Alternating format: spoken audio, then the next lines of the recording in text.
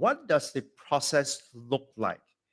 And so if you have been wondering like how exactly do you formulate your staff resource plan? Is there a step-by-step process to kind of guide you to do that? Then this video it's for you. So what we want to do in this video is I would like to share with you the process of staff resource planning. How does it look like? And once you look at it, I think you will find it very, very familiar because it's very similar to the strategic planning process, except this is purely focusing on staff. So the starting process of your staff resource planning is the following, right? You always want to start off with looking at your school goals and your school direction.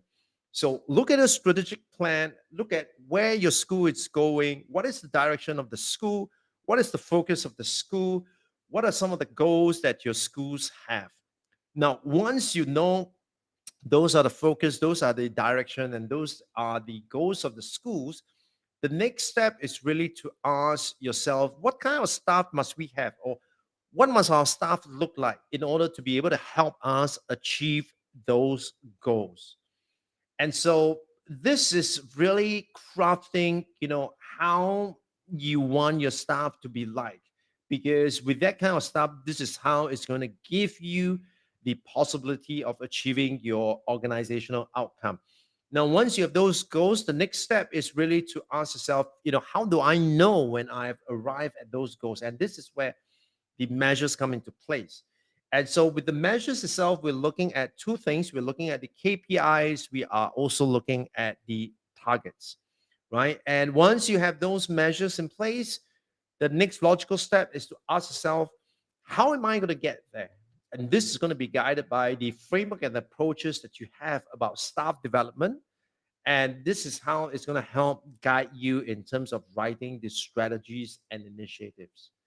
And so once you have the strategies and initiative written out, the next logical step is to implement that. So just like when you are a department head, you would have a department action plan. So in your realm of control, you would be looking at a staff action plan. So in other words, your staff resource plan, it's like the staff trust in your school strategic plan, right? Because that is the aspect of staff that is going to support the implementation of the strategies of the school so that you are able to achieve the goals and the objective of the school. And so this staff trust has to be cascaded down into an action plan, and we will show you what exactly it looks like later on, right? So that would be the action plan that you would have. And of course, once you have the action plan at the end of every planning cycle, it is always best practice that you must evaluate and review your plans as well as your process. And in that process of doing so, you would definitely be asking yourself, what kind of improvements can we have? And that's exactly what I would like you to do next as you are looking at your own process for formulating your staff resource plan, right? I would like you to review your process for formulating staff resource plan against the one that I just shared with you and perhaps identify at least one way that you can improve on your staff resource planning process. Now, once you have that, I will see you in the next video.